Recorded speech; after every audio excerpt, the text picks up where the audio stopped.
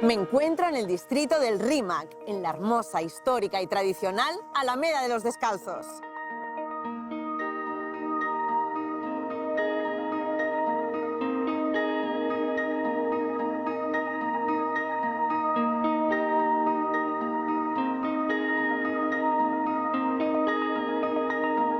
Y hoy vamos a conocer el convento de Nuestra Señora de los Ángeles, más conocido por todos como el Convento de los Descalzos.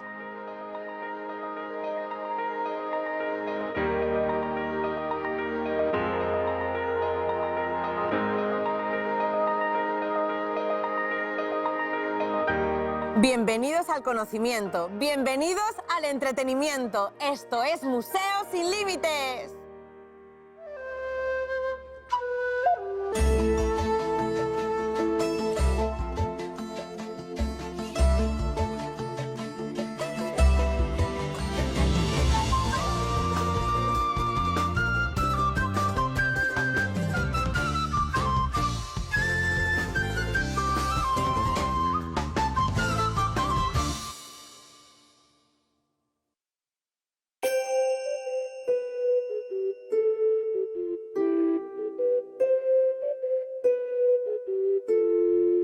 El convento de Nuestra Señora de los Ángeles, o Convento de los Descalzos, fue fundado el 10 de mayo de 1595, en lo que fuera la huerta de doña María Valera y de su hijo Luis Guillén, benefactores de la Orden Franciscana, quienes donaron los terrenos que entonces se encontraban en los extramuros de la ciudad, por lo que eran apropiados para ser lugar de retiro de los religiosos.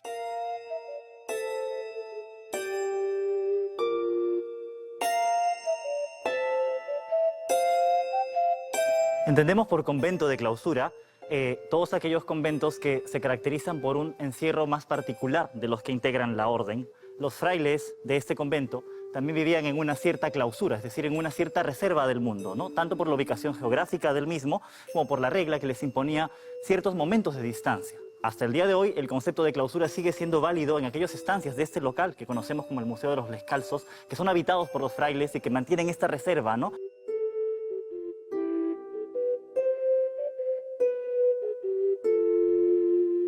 Siendo arzobispo de Lima, Santo Toribio de Mogrovejo tuvo la iniciativa de crear un convento de recolección y transmite esta iniciativa a la orden franciscana, en aquel momento a los padres del convento de San Francisco de Jesús el Grande de Lima, y ellos destinan a Fray Andrés Corzo, que fue el primer fraile en llegar a este lugar y empezar a edificar este rudimentario convento en sus comienzos, ¿no? Luego se designa a San Francisco Solano como su primer guardián.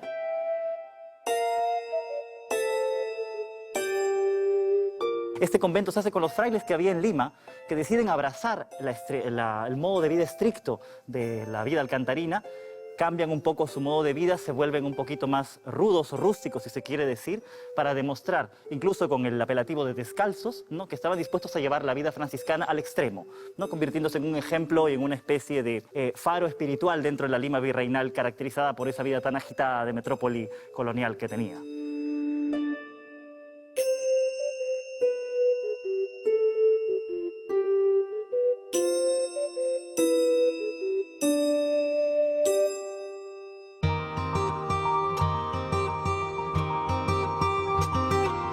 En el año 1611, el virrey Juan de Mendoza y Luna, marqués de Montes Claros, mandó a construir un hermoso paseo para así facilitar y embellecer el camino al convento. Ese paseo es la Alameda de los Descalzos. El convento en su totalidad, desde la fachada hasta la casa de retiros, comprende 12 claustros, de los cuales 4 se han vuelto museo, ¿no? El claustro de la portería, que es el primero, este en el que nos encontramos, el claustro del guardián, el de la enfermería y el claustro Ayacuchano.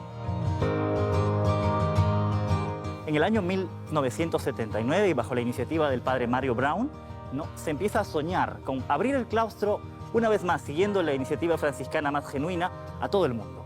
Entonces, con un proceso de mucho tiempo y dedicación, hasta el año 1981, el 18 de diciembre, se culmina la adecuación de estos espacios que antes eran habitados para volverlos salas de exposición, ¿no?, que muestren un poquito el modo de vida y también toda la gran colección artística que los frailes habían logrado reunir en los 426 años que tiene este edificio. El convento fue declarado Monumento Histórico Nacional en 1972. Luego, en 1981, se convierte en Museo de Arte Religiosas Coloniales, a fin de conservar y exhibir las numerosas obras de arte que cobijaba. Más adelante, en 1991, es declarado Patrimonio Cultural de la Humanidad por la UNESCO.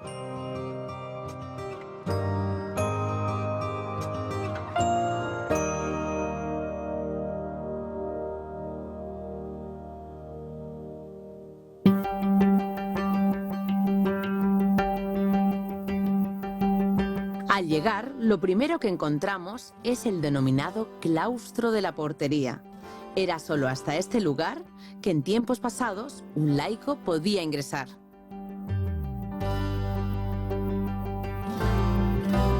Hasta este lugar en que nos encontramos podían venir amigos y familiares de los mismos frailes.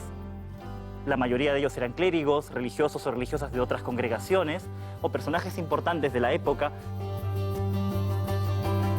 Cuando se funda el convento de los Descalzos, estratégicamente estaba ubicado extramuros de la ciudad, cruzando el río, ¿no? Al final de la alameda del mismo nombre. Entonces, era todo un viajecito cruzar el río y encontrarse con un edificio que estaba pegado a las faldas del cerro. Es por eso que también en su propia fundación se le conoce como la Recolección de Nuestra Señora de los Ángeles.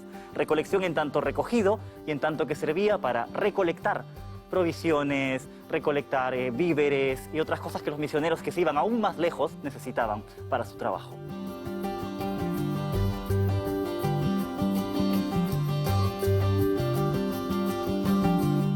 Inmediatamente después accedemos a la capilla de la portería, donde podemos apreciar antiguos murales policromados.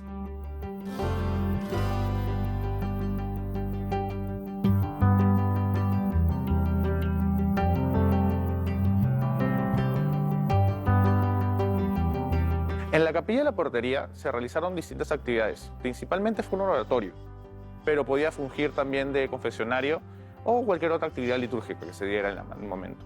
Los murales que están en la capilla son la prueba de que se venía realizando ya una actividad bastante colorida desde esos momentos como parte de la arquitectura, que de por sí era plana y estos murales buscaban simular las molduras, los decorados, las terminaciones, básicamente arquitectónicas, que no se podían dar en ese momento.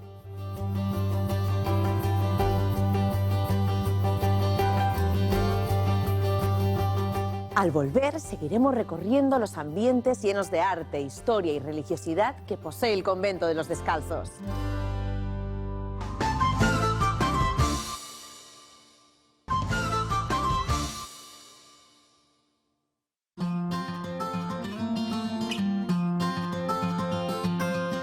Pasamos al claustro de San Francisco, llamado así en honor a San Francisco de Asís, quien fue el fundador de la orden franciscana. En el centro, y rodeado de un pequeño jardín sembrado de la tradicional flor de amancaes, apreciamos una escultura del santo fundador. Este claustro es el más antiguo y data del siglo XVII.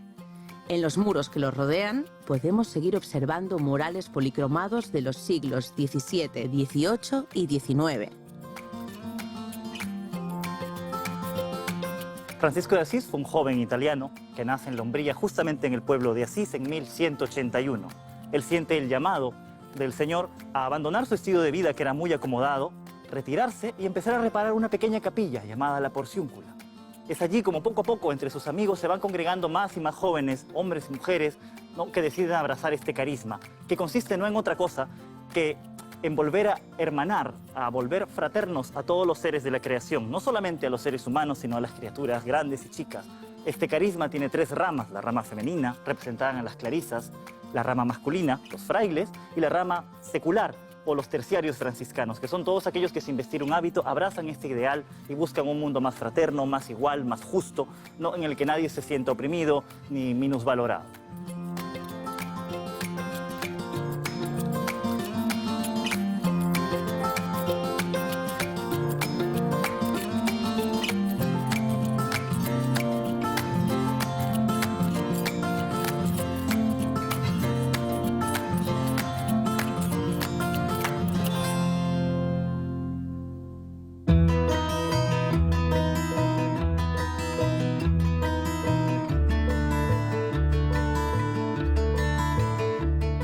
Esta es la sala de la visita y antecede a la habitación del padre guardián y a otra que servía para hospedar a los visitantes ilustres del convento.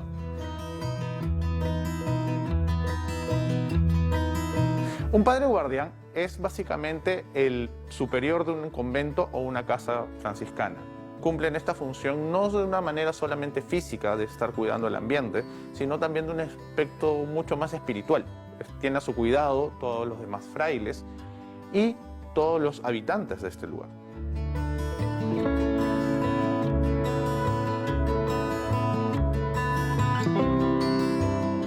El primer padre guardián del convento fue el santo peruano San Francisco Solano, que tiene como característica que no solamente vivió acá, sino que fue uno de los primeros organizadores de esta casa.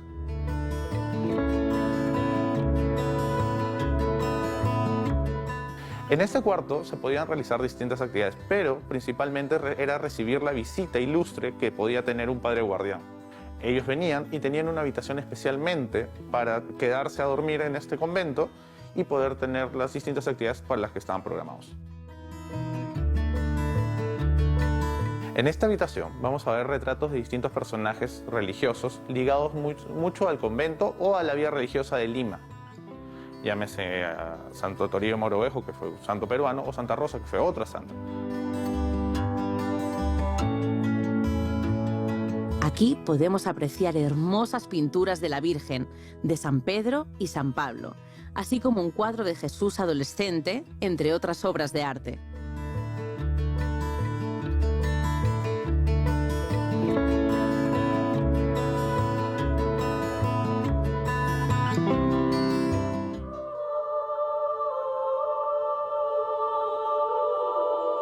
Antes de continuar visitando las habitaciones del padre guardián y de la visita, recorramos un poco estos hermosos patios. Es como viajar en el tiempo. Sus claustros, pasadizos y celdas están impregnados de silenciosa paz.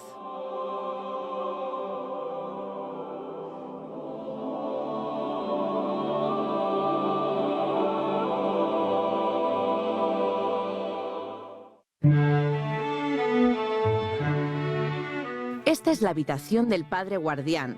Estaba directamente conectada con la sala y con la habitación de la visita, ya que era él quien servía personalmente a su invitado. Este espacio ha sido ocupado por todos los padres guardianes del convento a lo largo de 400 años de existencia. Hoy luce valiosas pinturas que representan a la Virgen Inmaculada.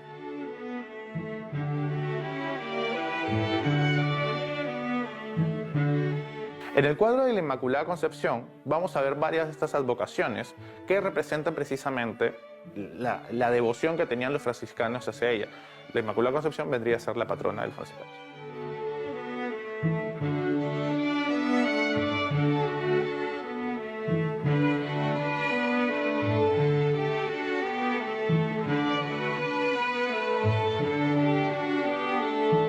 Esta sala está dedicada a Francisco Solano. En sus paredes vemos pinturas que lo representan y objetos que hacen alusión a su vida, como este instrumento musical llamado rabel. Los franciscanos no se hacían retratos en vida porque ellos hacían el voto de pobreza. La representación en vida era símbolo de poder y vanidad, incluso de lujo. Es por eso que muchas veces eran retratados post-mortem. Es decir, una vez que fallecían, se les daba una representación del momento antes de ser enterrados. La figura de San Francisco de Asís y San Francisco Solano son bastante parecidas, tienen características bastante similares, aunque también tienen bastantes diferencias. La más característica de todas son sus simbologías o iconografía. La de San Francisco de Asís son las llagas, que todo el mundo conoce, los llamados estigmas, que son las figuras que sangran, donde Cristo recibió heridas. Y la de San Francisco Solano es un rabel. Es por eso que van a ver que dentro del recorrido hay un rabel solamente para poder explicar la iconografía exacta y la diferencia entre estos dos santos.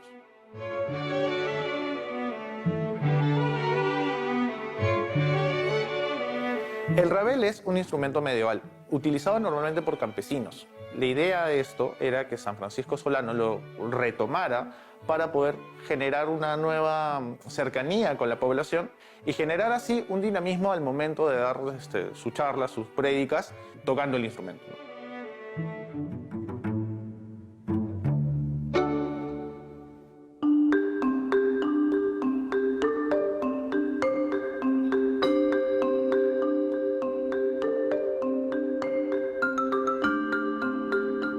En este espacio encontramos la imprenta del convento. Aquí los religiosos imprimían publicaciones sobre sus misiones y textos didácticos, entre otros, con el fin de evangelizar a las poblaciones indígenas.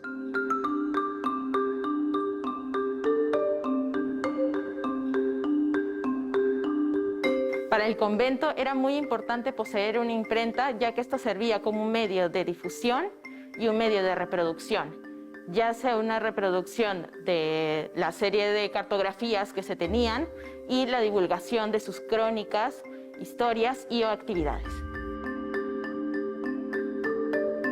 Dentro de las técnicas más utilizadas en estos espacios para el grabado era el hueco grabado y el mimeograbado. Dentro de ellas se podían utilizar como herramientas las planchas, generalmente de cobre, o algunas placas que ayudaban con la impresión. Los primeros textos que han sido impresos dentro del convento tiene como título Las florecillas de San Antonio, en el que se cuentan algunas crónicas de sus viajes y divulgación de la fe.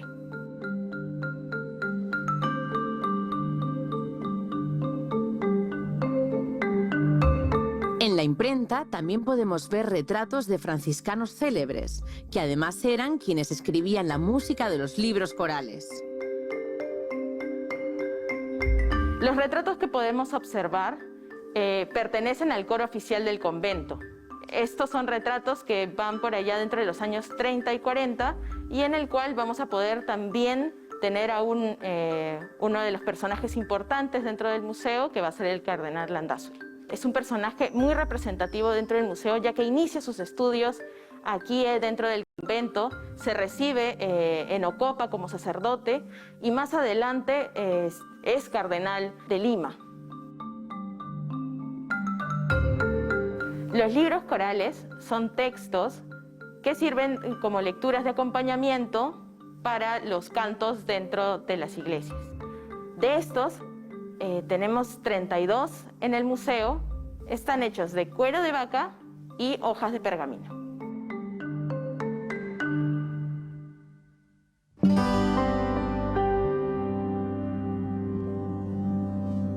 Desde la parte alta del claustro de San Francisco pasamos al tercer claustro, el claustro de la enfermería. Aquí se cuidaba la salud de los religiosos. Al volver les cuento cómo.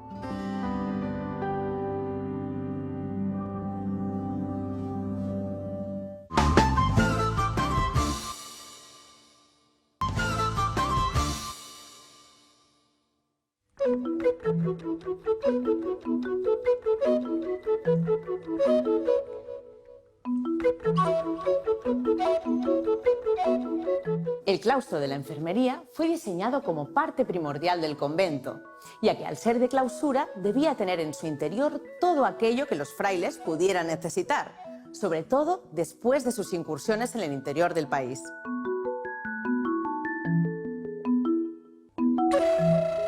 Este era el espacio de recuperación de los religiosos. Aquí había celdas asignadas a los frailes enfermos. Se disponía también de una botica y de un pequeño huerto en el que se cultivaban hierbas medicinales.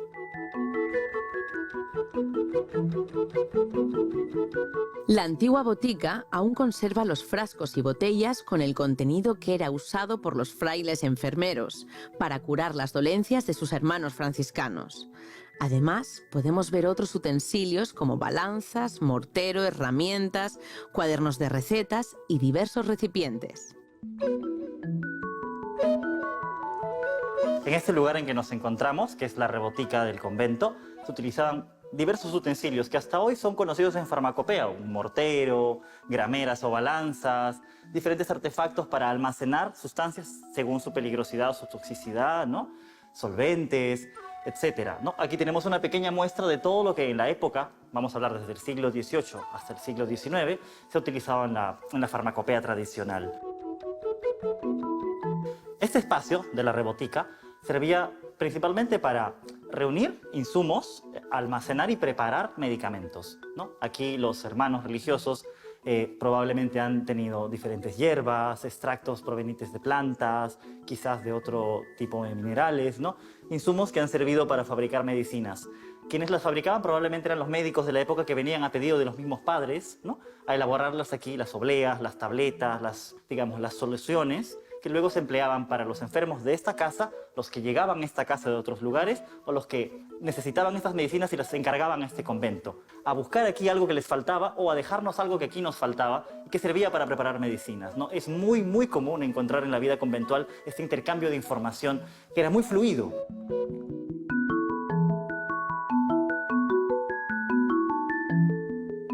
Este era el lugar asignado para el reposo y recuperación del monje enfermo y estaba compuesto de 2 niveles. La primera habitación, en el nivel inferior, era para el paciente y la segunda, en el nivel elevado, era para el fraile enfermero.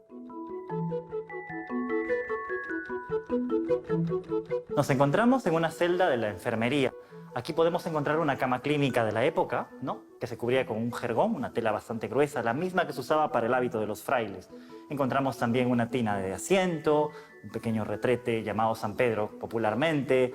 Tenemos unas pinturas que se añadieron cuando esto se convierte ya en un espacio museal, ¿no? Que justamente buscan evocar esta sensación de encontrarse delicado de salud, ¿no? Y ambientan un poco el tema de la piedad, de el estar un poquito vulnerable. Esta habitación comunica de inmediato con una habitación un poco más pequeña que lo ocupaba el enfermero. Dado que eran enfermedades terminales, se buscaba que hubiera alguien cerca siempre para atenderlos. Dado que algunos enfermos venían muy graves, gente que llegaba de las misiones a veces con heridas de flechas, envenenados por algún animal que los había mordido, también había enfermos de lepra, que llegaban de diferentes conventos franciscanos a esta casa, era importante que tuvieran la mejor atención posible.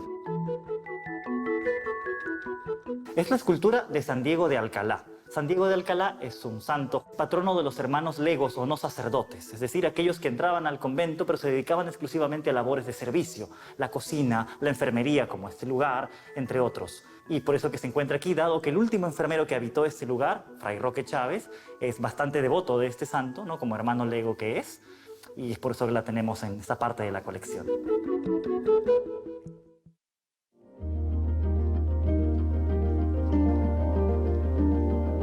Esta puerta que está en el extremo del claustro tenía un propósito muy importante. Detrás está el coro de la capilla de Nuestra Señora del Carmen.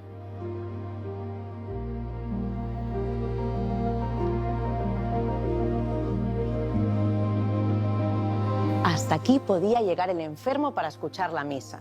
Pero si su estado de salud no se lo permitía, la puerta se quedaba abierta y podía oírla desde la habitación.